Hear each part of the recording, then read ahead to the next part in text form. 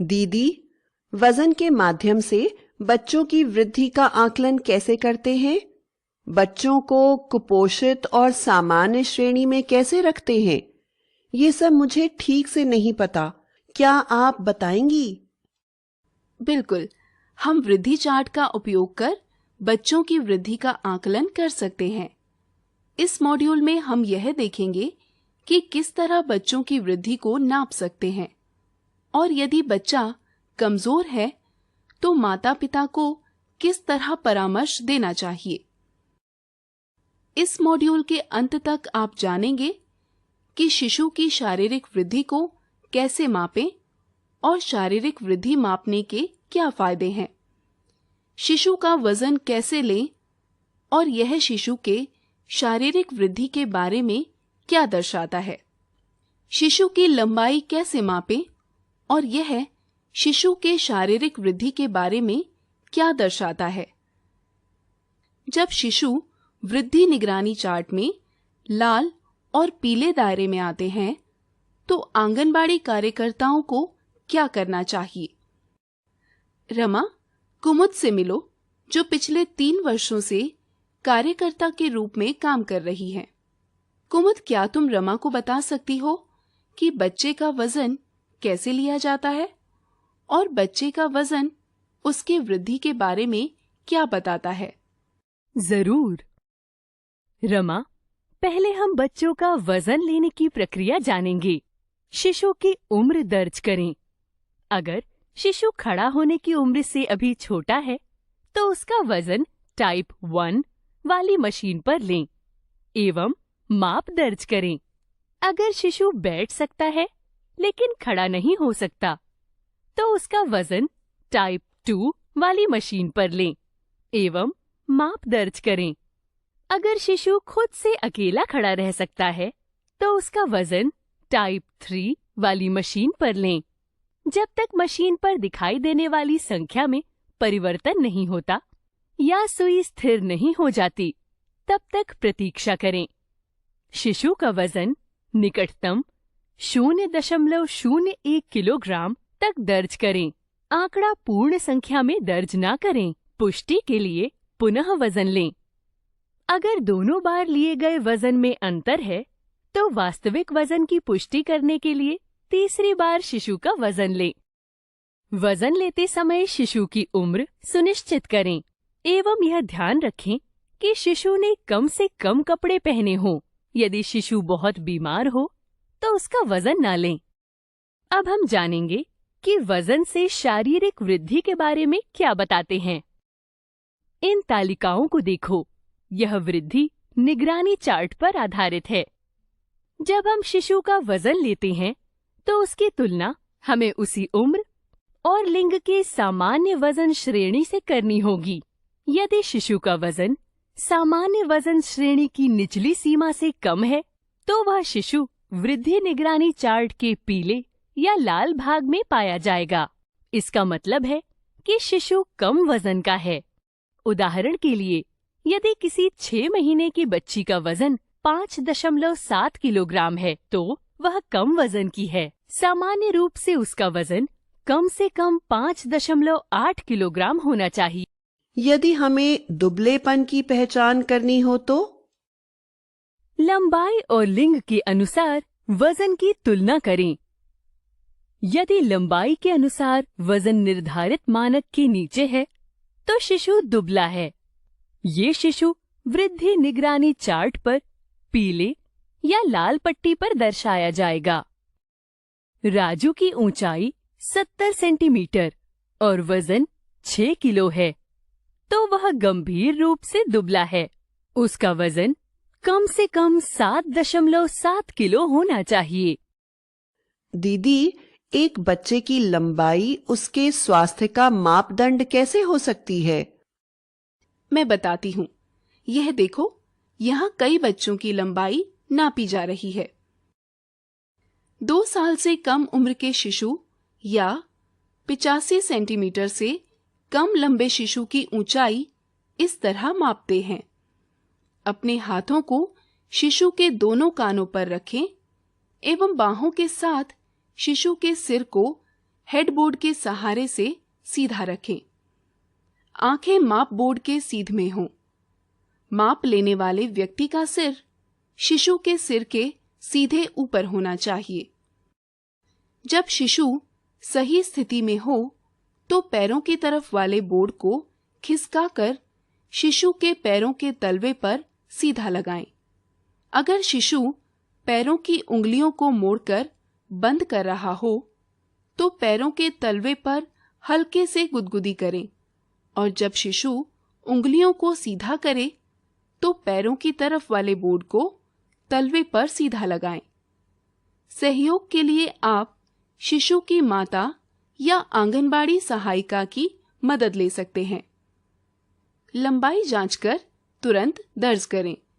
दर्ज करने के बाद पुष्टि करने के लिए पुनः लंबाई का माप लें। अगर दोनों माप में अंतर है तो वास्तविक लंबाई की पुष्टि करने के लिए तीसरी बार शिशु की लंबाई मापें। 2 साल से अधिक उम्र के शिशु की ऊंचाई को इस तरह माप सकते हैं। शिशु पीठ के सहारे बोर्ड से सटकर खड़ा हो। उसका सिर, कंधा, कूल्हा और एड़ी खड़े बोर्ड के साथ पैनल को स्पर्श करने चाहिए। शरीर का वजन दोनों पैरों और कंधों पर समान रूप से बटा हो। शिशु के दोनों पैरों को एक साथ रखें। शिशु के सिर को ऊपर एवं चेहरे को आंखों की सीध यानी जमीन के समानांतर स्तर में रखें। अपने दूसरे हाथ की मदद से हेडबोर्ड को शिशु के सिर के सबसे ऊपरी भाग पर रखें एवं बालों को हल्का दबाते हुए आराम से स्थिर रखें। फिर माप लेकर दर्ज करें। माप को दर्ज करने के बाद पुष्टि के लिए पुनः ऊंचाई की माप लें। अगर दोनों माप में अंतर है तो वास्तविक ऊंचाई की पुष्टि करने के लिए तीसरी बार शिशु की ऊंचाई मापें। नाटे शिशुओं की पहचान करने के लिए उम्र और लिंग के अनुसार शिशु की ऊंचाई की तुलना करें। यदि शिशु की ऊंचाई निर्धारित मानक से नीचे है तो वह शिशु नाटा है। उदाहरण के लिए, यदि किसी 6 महीने के उम्र की लड़की की लंबाई 59 सेंटीमीटर है तो वह नाटी है। उसकी ऊंचाई कम से कम 61.2 सेंटीमीटर होनी चाहिए। तुम जानती ही हो कि स्तनपान एवं भोजन से शरीर को पोषण एवं ऊर्जा मिलती है, जिससे शारीरिक वृद्धि होती है। 6 महीने तक के शिशुओं को पोषण एवं ऊर्जा सिर्फ और सिर्फ स्तनपान से मिलता है। 6 महीने से 2 साल तक के शिशुओं के लिए पोषण एवं ऊर्जा स्तनपान और पूरक आहार से मिलता है। 2 वर्ष से अधिक उम्र के शिशुओं के लिए पोषण एवं ऊर्जा विविध और पर्याप्त भोजन खाने से मिलता है। तो हम बच्चों के शारीरिक वृद्धि का आकलन किस तरह कर सकते हैं? हम वृद्धि मापने के लिए अलग अलग उपकरणों का प्रयोग करते हैं, जैसे कि वजन मापने की मशीन, इन्फेंटोमीटर यानी शिशुओं की लंबाई मापने की मशीन, स्टेडियोमीटर यानी शिशुओं की ऊंचाई मापने की मशीन। एक शिशु के वजन और ऊंचाई को मापने से पता चलता है कि शिशु कम वजन का है, नाटा है या अत्यधिक दुबला है। यदि उम्र के अनुसार वजन कम है तो वह शिशु कमजोर है। कम वजन या कमजोर होना कुपोषित होने का संकेत है। शिशु की ऊंचाई को मापकर और उम्र के साथ तुलना करके यह पता चलता है कि शिशु नाटा यानी उम्र के अनुसार कम लंबाई है या नहीं। नाटापन लंबे समय से बीमारी एवं पोषक तत्वों की कमी को दर्शाता है। शिशु के वजन को मापने एवं उस माप को ऊंचाई के अनुसार तुलना करने से यह पता चलता है कि शिशु दुबला है या नहीं। दुबलापन हाल ही में हुई बीमारी या खाने की कमी को दर्शाता है।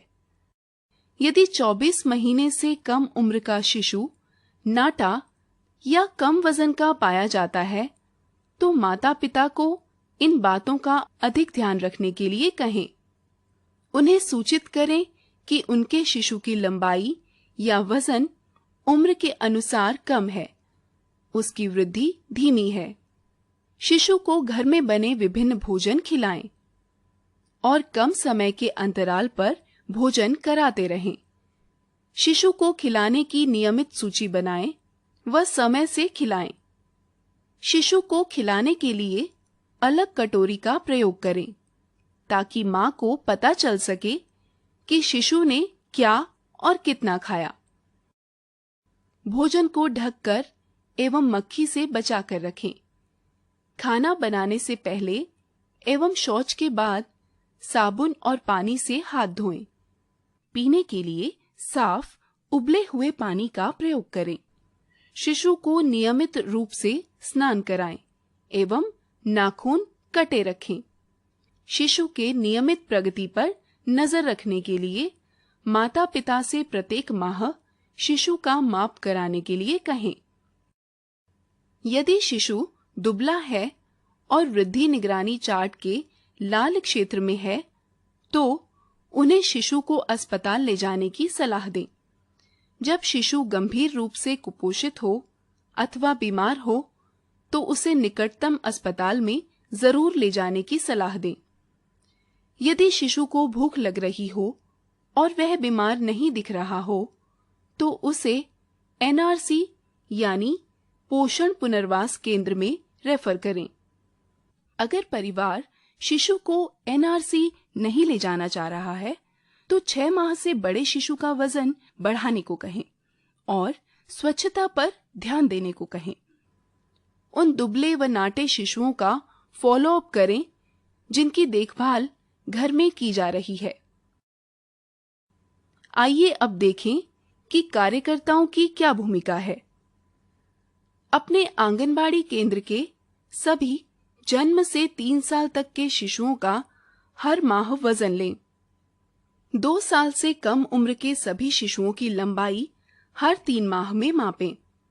2 से 5 साल के सभी शिशु अथवा जो शिशु खड़े हो सकते हैं, उनकी ऊंचाई हर 6 माह में मापें। गृह भ्रमण के दौरान माता पिता को शारीरिक वृद्धि की निगरानी के महत्व के बारे में समझाएं। इसी के साथ हमारा यह अध्याय समाप्त होता है। एक बार फिर से देखते हैं हमने आज क्या सीखा। इस अध्याय में हमने सीखा है कि शिशु की वृद्धि को मापने के लिए वजन की मशीन इन्फेंटोमीटर, स्टेडियोमीटर का उपयोग किया जाता है। शिशुओं का वजन और ऊंचाई कब कब लेना चाहिए। जब शिशु वृद्धि निगरानी चार्ट में लाल और पीले दायरे में आते हैं, तो आंगनबाड़ी कार्यकर्ताओं को माता पिता को ध्यान रखी जाने वाली बातों के बारे में सूचित करना चाहिए। धन्यवाद। आप ये मॉड्यूल सफलतापूर्वक पूर्ण कर चुके हैं। अब आप अगला अध्याय आरंभ कर सकते हैं।